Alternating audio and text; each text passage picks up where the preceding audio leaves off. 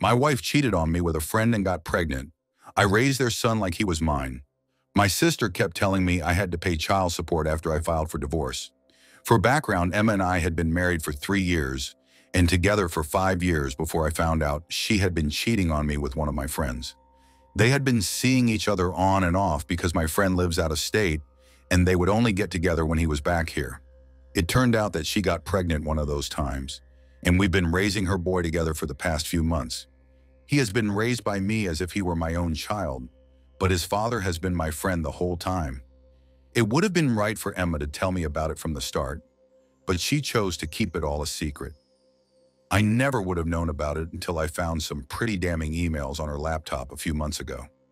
She and my friend were talking, and he told her that he didn't want anything to do with her or the child, and that he wanted to end their relationship because he wasn't ready to be a dad or take on that much responsibility. She begged him not to do it, but he was set on doing it. After finding that email, I read through other emails and chats that seemed to link the two events. I then talked to her about it and decided to file for divorce.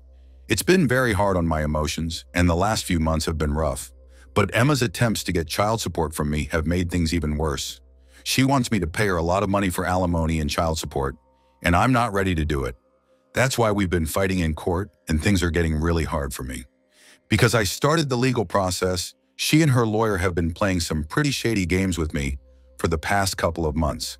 They want to get as much money as they can from me, but my lawyer and I have also been fighting back hard.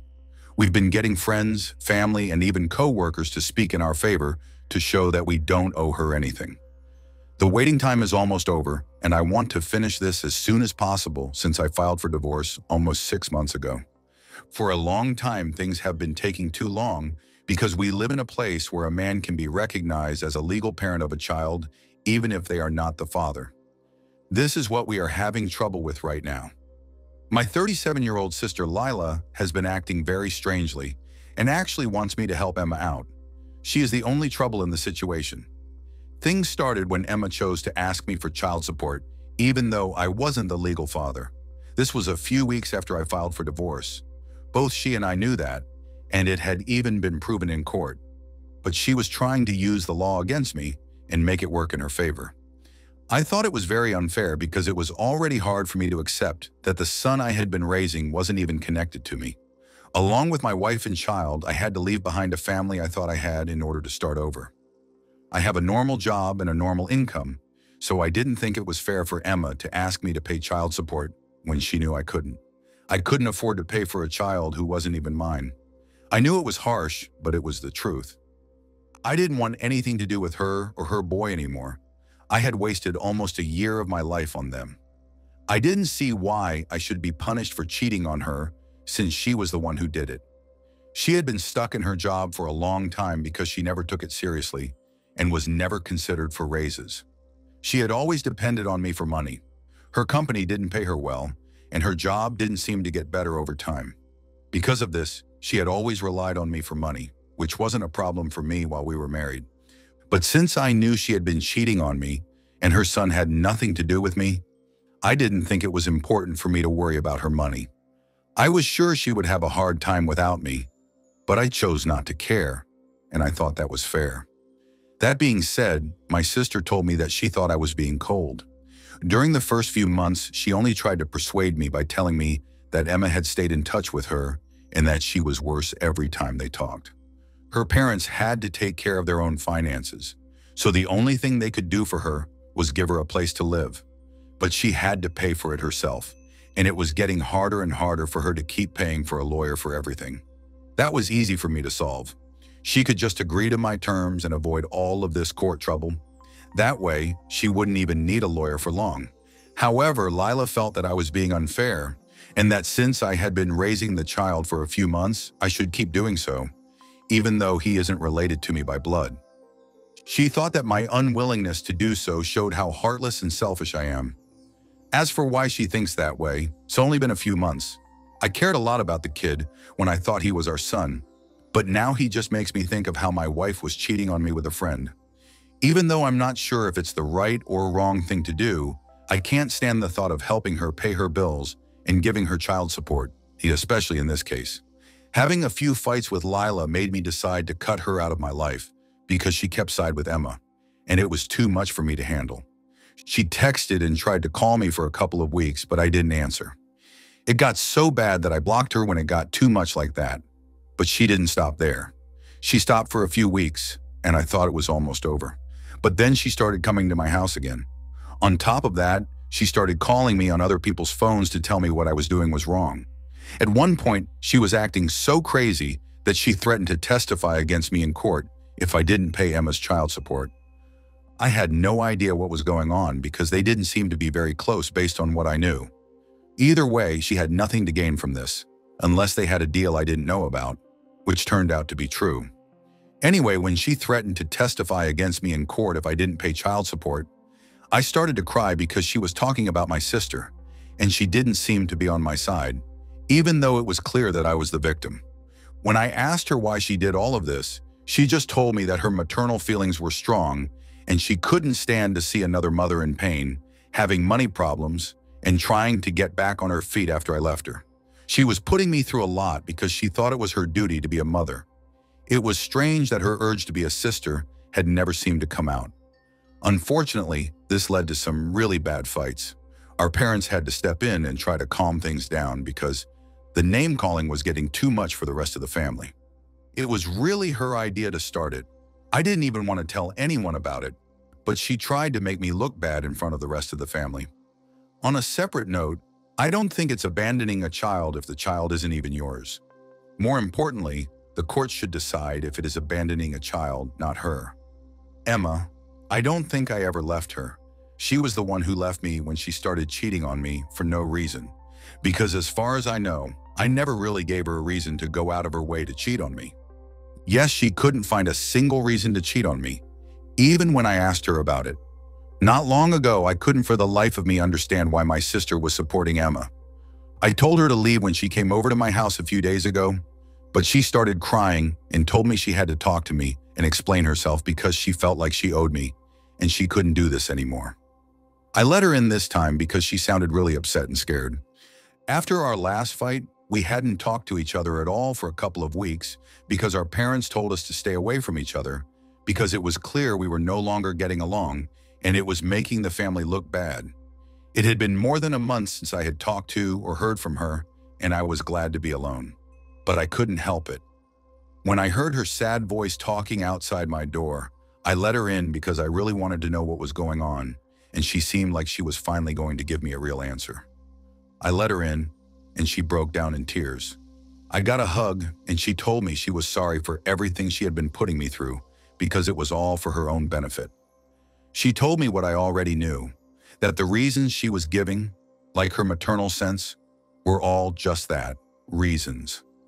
Then she told me she had to tell me the truth about why she did what she did. She asked me to forgive her and not blame her. She then told me that the real reason she had been hiding from Emma was that Emma already knew one of her finest secrets.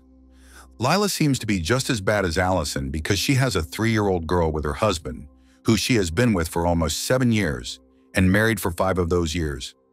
Even though she saw him at the union and knew she had been cheating on him with a college friend, she has never told him. She and her husband were having a very hard time in their marriage at the time. She slept with him for a short time, but broke up with him as soon as she found out she was pregnant. But after her daughter was born, she got some DNA tests done and learned that the man she had been seeing was actually the father of her child, not her husband. This was a secret she kept from everyone for a very long time. Emma found out about it last year. It turns out that the guy Lila had an affair with in college is now married to one of Emma's cousins. I even went to the wedding with her last year. But what I didn't know was that Emma found out from her cousin that Lila's husband had gone to the same college as Lila's husband. When Emma told her cousin this, her cousin seemed upset. Emma found out that Lila had been seeing this guy because he found out she was married and she hadn't told him. Thank goodness this guy seems like a good person. He was honest with his wife, Emma's cousin, and told her about his affair with Lila. He had to tell her because she kept getting in touch with him and trying to get him back into her life even after he stopped the affair. She was still having problems with my brother-in-law while she was seeing him. This behavior went on while she was pregnant and for a few months afterward as well, until she realized he wasn't coming back and stopped trying to get in touch with him. The guy hadn't even been told about the DNA test, so he didn't know he had a daughter. My brother-in-law also thought he had a daughter, but it wasn't really his. It was all a mess, and I also realized Emma hadn't told me any of this, even though we were talking about my sister. She told me that she found out about her affair while at her cousin's wedding and asked Lila about it. Lila had to reveal the truth. In a shocking turn of events, they became closer over it because Emma was pregnant at the time and thought the baby wasn't really mine. Lila trusted Emma because she said she would keep her secret, so she told her the truth about who the real father of her daughter was. They became close over something like this, which was already weird. But what was even worse was that Emma was now using what they knew against Lila. That's why Lila had been acting so strangely toward me for the past few months and trying to get me to agree to Emma's terms. She was threatening to tell her husband about her and even tell him that their daughter wasn't really his. You can tell Lila doesn't want that to happen anymore because she and her husband are back together again and the affair is over. Unfortunately, Emma already knows too much, which is why she had me threaten her to get me to agree to her terms. She doesn't want to risk her marriage or her daughter's life. For 6 months, she had been trying to keep this up, but it was getting too much for her to handle. She decided that the best thing to do would be to tell me the truth, and maybe I could help her. The shocking thing about this was that she thought I would help her even after everything she had told me. This showed that she was just as bad as Emma, if not worse. Even more shocking was the fact that she had been so stupid as to tell Emma all of her secrets, even after she found out Emma was cheating on her with me and was clearly not a good person to trust. It did work out just the way it should have, though. I guess birds of a feather do flock together. Anyway, I was shocked when I heard what she had to say. I told her I didn't want anything to do with her because she was a horrible person and deserved everything that was going to happen to her. She began to cry, but she didn't fight me. I told her to leave the house, and she did. The only thing she asked of me was that I not tell my brother-in-law anything she had just said, which I'm not sure I can do. I think he's the only one who can really understand what I'm going through right now. Even more importantly, it's the right thing to do. I'm not Emma, who will ever use this against Lila as a weapon for some reason. As someone who has been lied to, I wouldn't want anyone else to be lied to, and I feel like it's my moral job to tell him the truth, but it's also not my business. Why did you tell my brother-in-law that my sister had an affair and that he is not the real father of their child? Update 1. I want to thank everyone who replied to my post. For those who are interested, the answer is yes, I did it. I was just waiting for reassurance because I knew it would be hard to have the talk. I knew it was the right thing to do. When I found out the truth, I knew it would break my heart, but I had to do what was best for me. For the past 3 years, my brother-in-law has raised his daughter as if she were his own. The way she found out must not have been easy, but I knew I had to tell him, so I called him a few hours ago and told him to come over because I wanted to talk to him in person. He came by after work, probably thinking I was here to talk about divorce and ask for his support or something. These are things that can't be talked about on the phone anyway. He began to say that he had heard about my fight with my sister and didn't want to get involved. I had to stop him, and since I didn't know what else to do, I tore off the bandage immediately. It hurt me a lot to do it because he was in complete denial for a couple of seconds after I spoke. He kept telling me that what I was saying couldn't be true because he knew for sure that she would never betray him and that Lila would never lie to him about his daughter. I told him that he wouldn't believe that she was lying to him about who the father of her daughter was, even if I told him the truth about her affair. She had been lying to him for 3 years, not just now. But when I told him the truth, he broke down. He wouldn't believe me at first. It was like something inside him broke, and he started crying like crazy. All I could do was be there for him. You see, he and I aren't really close, but at that moment I felt like he was family, even more so than Lila. I could really feel what he was going through because he was shaking while he cried. I tried to comfort him, but I just couldn't find the right words. Because I couldn't even do it for myself, how could I do it for him?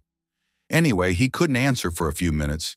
Then he began to tell me that he had always thought she was seeing one of her college friends because she talked a lot about him and constantly compared the two of them. They would even fight over him, but she always told him there was nothing wrong.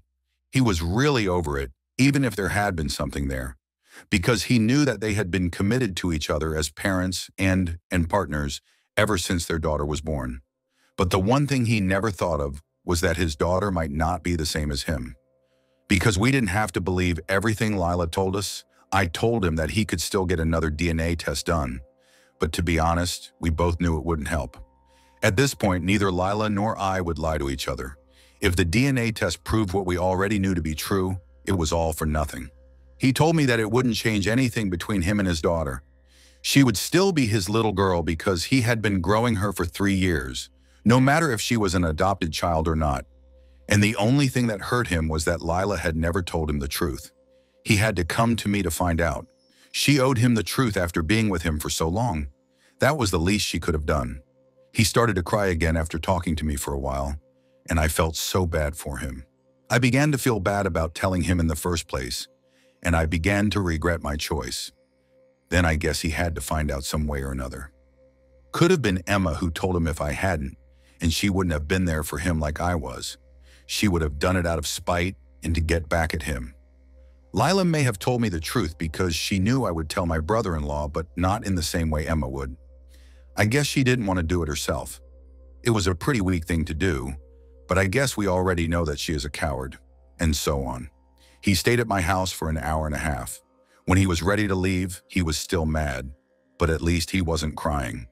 He insisted on driving himself because he needed some time and space to clear his head. I offered to drive him back home because I didn't think it would be a good idea for him to be alone at that time. He thanked me for telling him the truth about what was going on and told me he would talk to Lila at home. And I'm sure he did because my parents just called to tell me that Lila had chosen to go home. She wouldn't tell them anything, but I told them to talk to me if they wanted to know what was going on. She was too scared to tell anyone what she had done, so I had to be the bad guy and take off the bandage for someone else. I did it. I told my parents what happened a few days ago when Lila told me the real reason she had been supporting Emma the whole time. Then I told them that I had told my brother-in-law today what Lila had been doing without telling him. So I thought she had either been kicked out or decided to leave. Either way, she wasn't going back, and it looked like they were going to get a divorce. It was only normal for my parents to be upset because my divorce was almost over, and now they had to deal with still another one. I could see why they were mad, but at least I was the one who was wronged. I'm afraid I can't say the same for Lila. They told me that Lila hadn't said a word to them since she got home and shut the door and wouldn't come out. We talked for a few minutes. It made sense at the time, but now that they knew what had happened, they knew she probably wouldn't come out or talk to them normally for a long time because she was embarrassed of herself. She should be ashamed of herself for everything she has done, not just to her husband, but also to her brother. Anyway, now that this is over, I have to worry about my own divorce because we have to finish up in 2 weeks, and I'm really scared about what will happen. Change 2. I'll try to keep this short because I need to get back to some important work, but my divorce was finally settled this morning. I'm really happy and relieved right now. It's been a long time. I'm going to party when I get home. I'm glad I got a divorce on my own terms. Since she cheated on me, I don't have to pay her any alimony, so I guess my case was stronger.